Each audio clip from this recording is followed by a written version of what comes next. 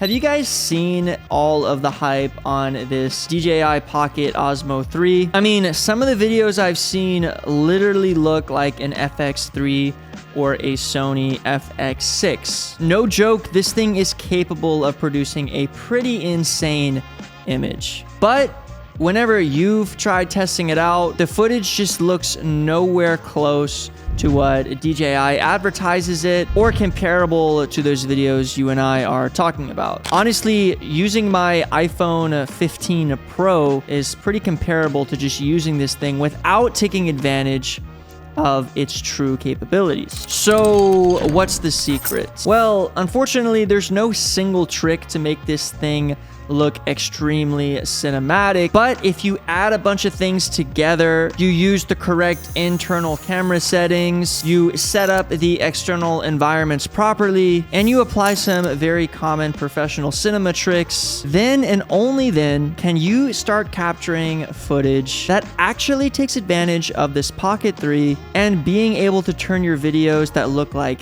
this into something like this. And in today's video, I'm going to cover all of those steps that will end up giving you a beautiful result. So let's get right into the video.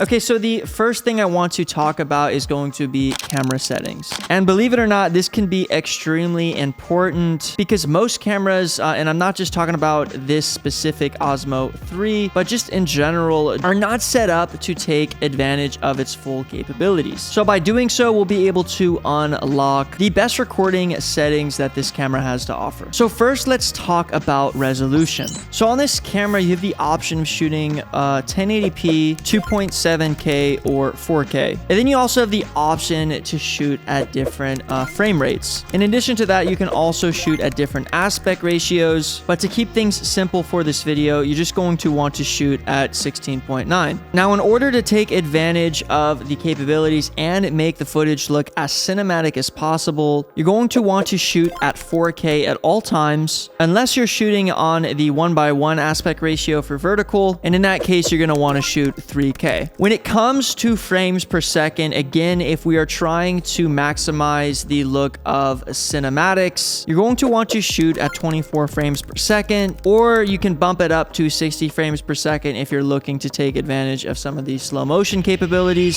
So now that we've gotten that out of the way, let's talk about the color profiles. So this camera actually offers something called D-Log. And if you guys are not familiar with D-Log, this is essentially a color profile that allows you to maximize the dynamic range on the camera. You're going to have to go into the pro settings on this camera to take advantage of it. And guys, I would also stay away from this profile if you guys don't want to have to color grade in post-production. However, if you do want to take full advantage of the capabilities, you're going to want to shoot in log so that you can color grade and customize this image in post-production. We're going to want to get that shutter double the frame rate. So if you're shooting at 24 frames per second, you're going to want to shoot at 1/50.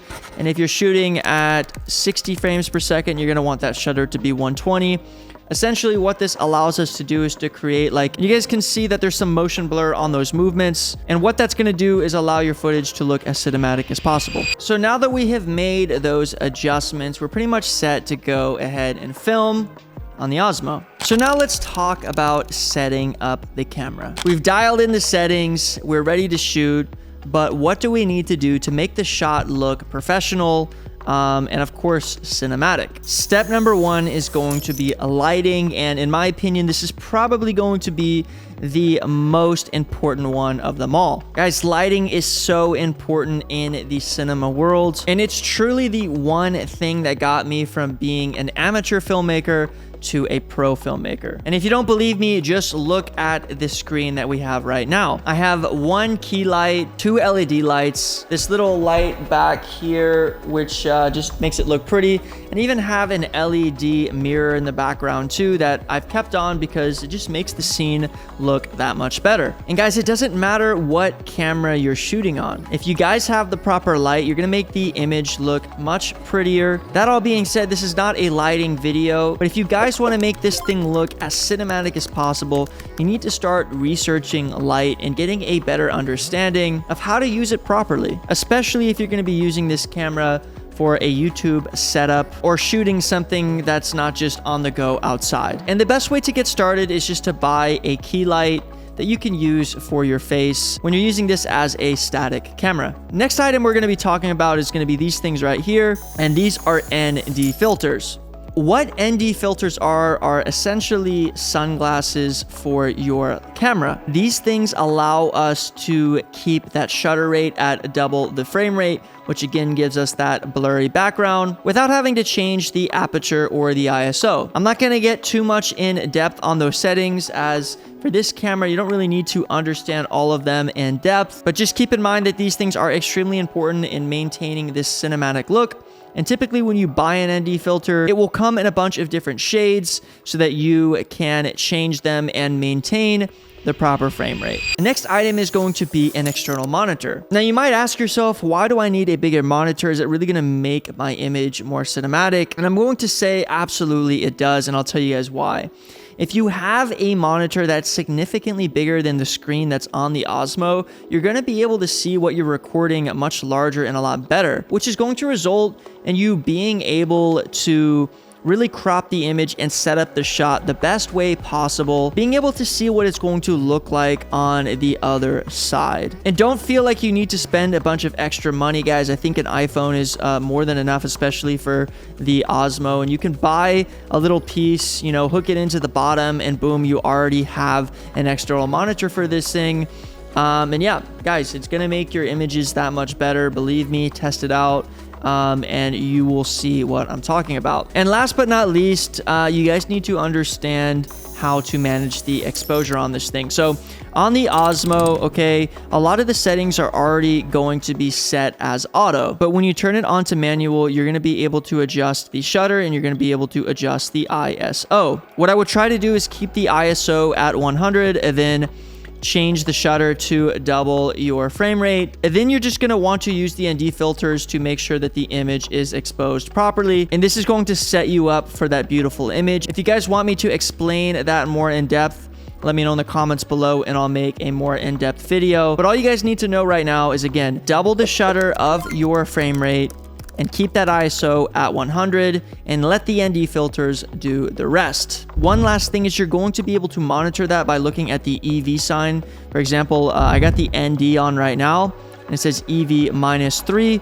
That's because I am underexposed. If I take off the ND filter, it goes all the way up to -0.5, which means that I should be okay. You pretty much just want to use that meter and try to keep it at 0 as much as possible to take advantage of the correct exposure. Okay, so now that we have the correct internal settings set on this Osmo Pocket 3 and we have talked about the external things that you can do, let's talk about the actual shooting of this camera. We're going to be breaking that down into two different types of shooting, one of which is going to be static shooting. So what static shooting means is just basically getting this thing set up in one spot. It's not going to be moving, and it's just a static shot.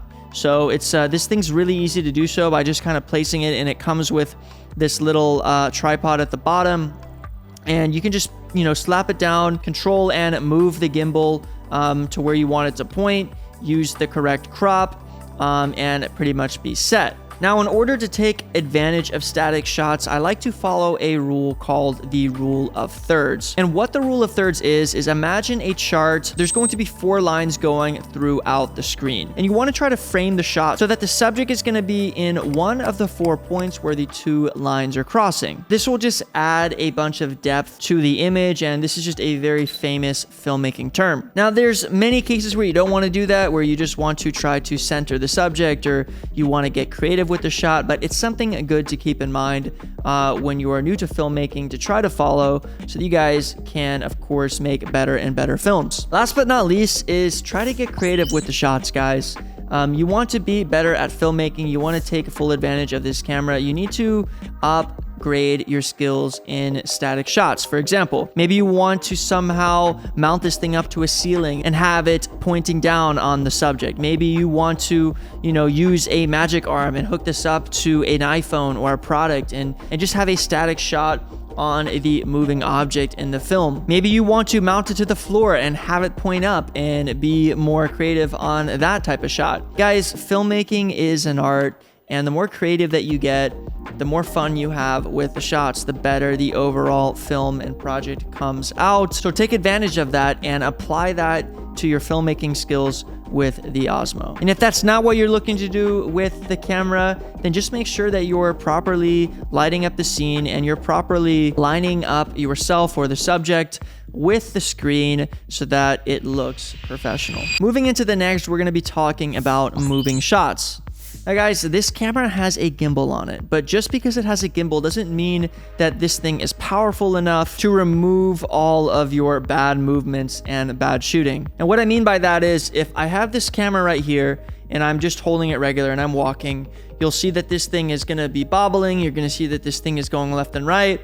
Guys, it's not going to do a great job of getting out all of those movements. It's not going to look very cinematic. So what you're going to do is you need to hold the camera and you need to be very, very gentle with how you're moving the camera, how you're panning the camera, how you're panning out, panning in. And another cool trick to those type of shots is shooting this thing in 60 frames per second and then slowing it down to 50% in post-production, because that also takes out those little bumps and those little jitters inside of the camera. In addition to that, you just need to get a better understanding of what type of cinematic movement shots there are. And I actually filmed a video going over 10 shots that you guys can do with the Osmo Pocket 3. I'll put the link in the description and I'll have it pop out right now. But understanding these things will be crucial in taking full advantage of this camera's capabilities. So there you have it. Those are 3 main subjects and steps to turn yourself and turn this camera into a professional production team. And guys, nothing changes overnight. It takes years of hard work and practice to get your filmmaking skills to a point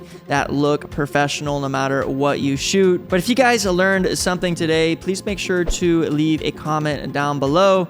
If you guys have any questions, leave a comment down below. And if you guys enjoyed the video, make sure to check out my channel. I do a lot of filmmaking tips and tricks, cover a bunch of gear, and throw in some self-help as well.